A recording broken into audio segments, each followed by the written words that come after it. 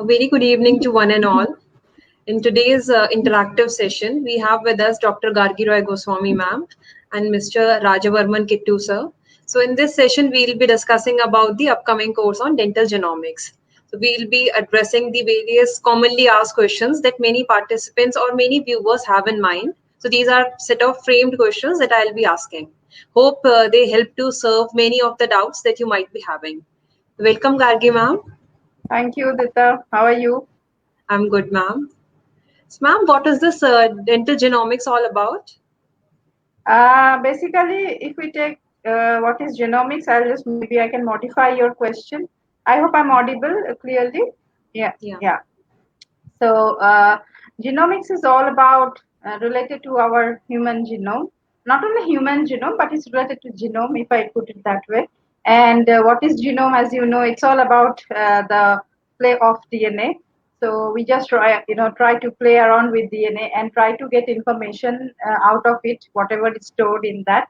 So when it comes to dental genomics, basically here we would like to understand that how we can play with our DNA and find something interesting that would be really relevant to dental practice or dental research or many other facets. It's like not only these courses, as you know, all of my courses are always interdisciplinary, open to all.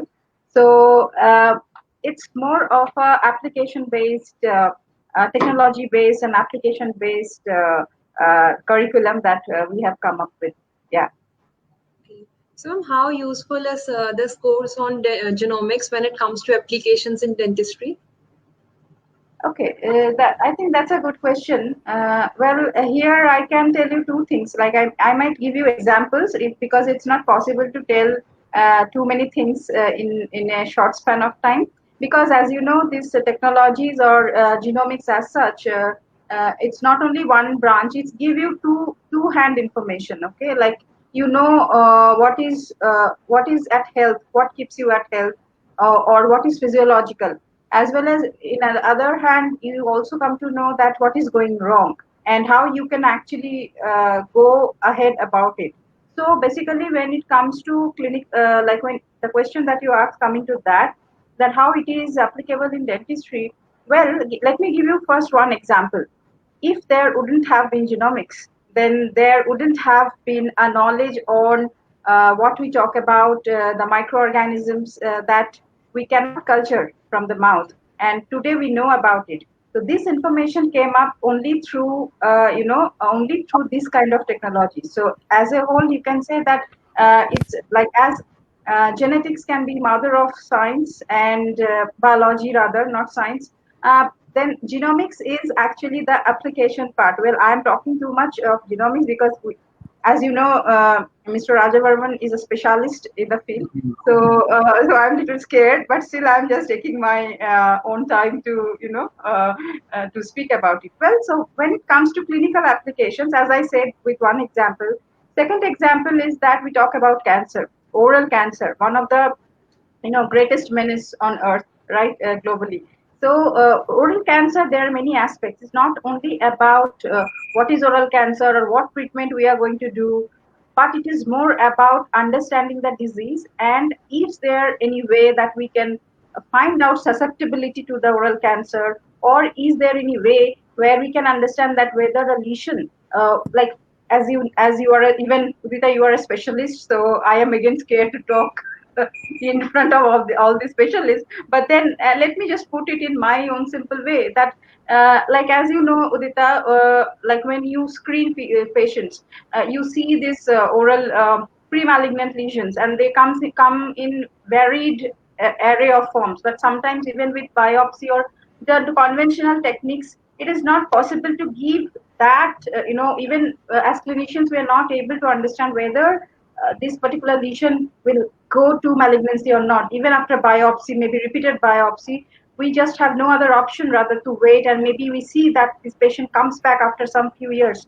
So with genomic technologies, what you can understand is that if you implement them, even if you take it up in your daily practice, you will get information where you get a decision-making ability, which gives you a decision-making ability with which you can sometimes come up with and understand that whether really the person, like as I said, whether susceptibility, whether it's a transition from a pre-malignant to malignant. Well, there are many things in that, but just the two most important thing that I can tell you.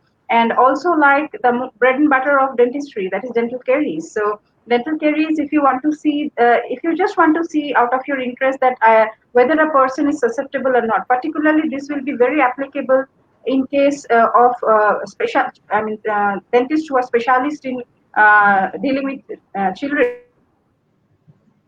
I mean to say pediatric dentists, so periodontics. So I think their application technologies will give you information about that whether the caries susceptibility is more. So in that case, whether the child is having more risk of getting caries or not. So in that way, you can actually modify the diet. You can actually modify the treatment protocol. You can suggest more preventive treatments. All right. So this kind of information can come only when you have the inner information which is hidden inside the DNA. Just by seeing clinical symptoms and giving symptomatic relief, that is what we do. But then this is more that takes you one step ahead, and you really go for a holistic approach towards the diagnosis, even the treatment plan that way. So in that way, it comes to periodontics. When I talk about dental genomics, and if it is orthodontics, if you really want to understand again, malocclusion is known to be hereditary, but then sometimes you see that in the family it's not being expressed. Maybe the father or mother is having a malocclusion, or maybe the earlier generation might have having, but two generations ahead of them, they do not show up. So it's all about the interplay of this thing, all the genes, and as well as many very important thing when I talk about craniofacial defects. For example, cleft lip, cleft palate, which are which comes which are which comes by birth, then or there is any problem with the developmental, these are developmental disorders, right? So even in those cases, even before the child is born, with genomic technologies, we can actually understand very pinpointedly whether something is going to be wrong or not, even in spite of Mr. Rajavarman. If I'm wrong, you can correct me. Well, I'm just trying to give you a overall approach. So, and when it comes to this course, when it comes to the basic sciences people, now you might think that okay, it is dental genomics, then it should be only for dentists. No, not at all. As you know, Rita, that Mr. Rajavarman is an expert in the field, and he's a clinical bioinformatician. Okay, so whatever technologies that we will be playing with, a clinical bioinformatician is the person who can actually help us understand what exactly we got out of those technologies. So that is very important, because as a healthcare professional, we need to understand that what information we got out of this technology. Today, whatever you're using, if you're using any advanced molecular technology, or you are using this genomic technology, so at the end, the result comes, and we as a professional need to understand, because that is the way we will convey to our patients, right? And we can refer to whatever has to be done. So in a nutshell, in a short way, I can give you such overview. So in this case, when students or participants who come in from the basic sciences field, they have a lot to learn here, because they actually will learn the technology in and out, as well as others. With the others, they will learn this. They will also understand, because they will also understand what are the implications of such diseases. Because what happens with basic sciences, we only talk about technology. In health sciences, we only talk about the clinical symptoms. So this is something where two things are merged, which is very, very necessary to get a overall picture, instead of doing it in our own discrete way. So yeah, so that's the overview I can give you about this program that we are trying to do. Yeah, ma'am, this sounds so fascinating. So, ma'am, can you simplify what is the objective behind this upcoming course on dental genomics? Basically, in this course, what we are looking, We are looking to give you a application based knowledge, how you can actually understand these technologies. If not you are becoming an expert or doing it, if not that, but then the main part, that what is the concept, what is the principle, how you do these technologies, and how exactly you can use it with your present state of affairs. I mean, whether it is clinical practice, whether you want to do some research to come up with new information. So this is not a textbook or theoretical approach based course, but it is totally application based course. And I think Mr. Rajavarman might be adding more on the technical part where with he will be dealing with, because that's the main area, key area of this course. Yeah. Okay. Ma'am, as you mentioned that this course is open to all. So how will this benefit participants who are coming from different careers and from different levels in their career? Right, like for example, as all my courses remains open for undergraduates, freshers, postgraduates, PhDs, faculties, professionals, clinical practitioners. Okay, because technology is something which everybody needs to understand, and I will say that the more younger you are and you grab this knowledge, it's better that you will be able to implement it more.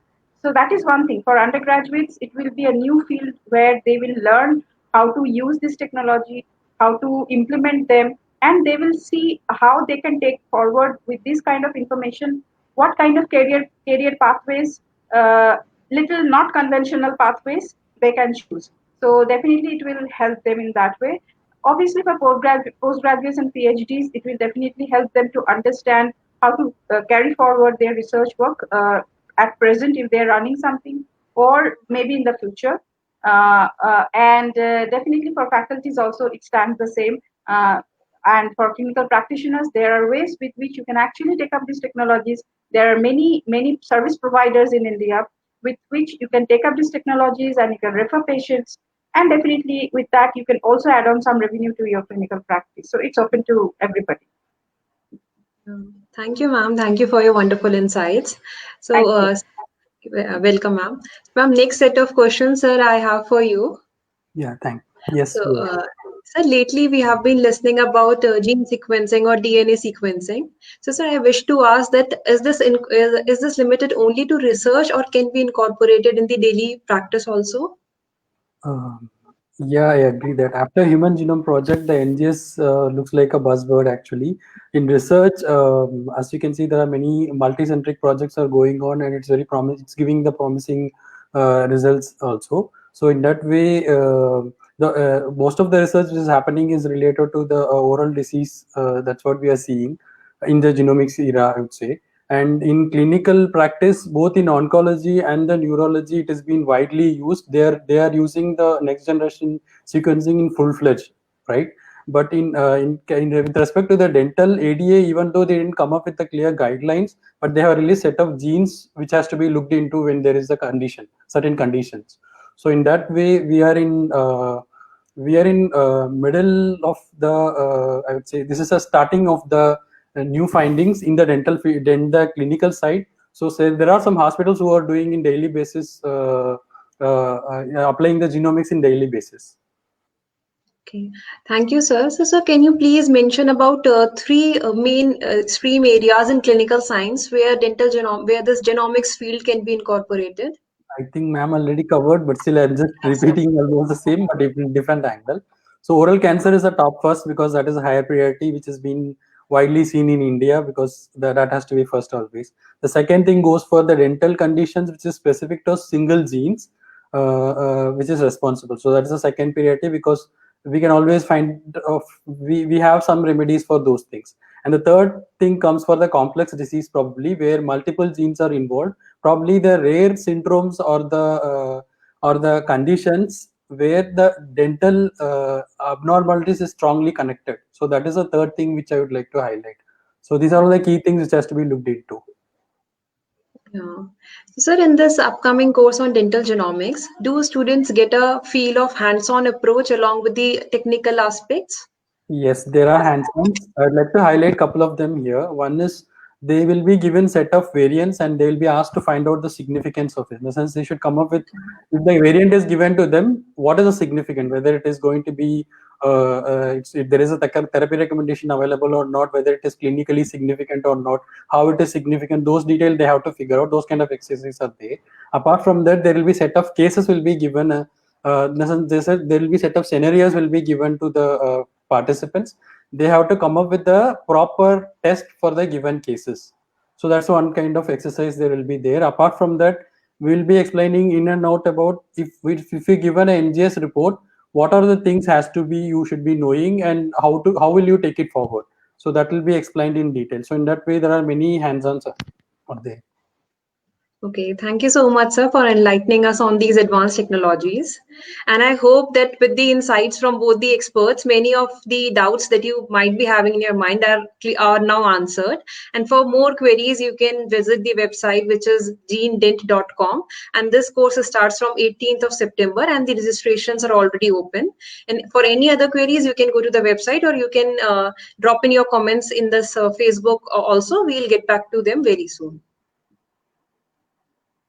Thank you. Thank you, Udita. Thank you, Mr. Rajavarman, for being here. And I think it was a wonderful discussion. And Udita, you always ask very apt questions, and it's very difficult to answer your questions without preparation. Well, so I think we can just wind up for the day. And thank you so much. Thank you, everybody, for watching. Bye. Bye.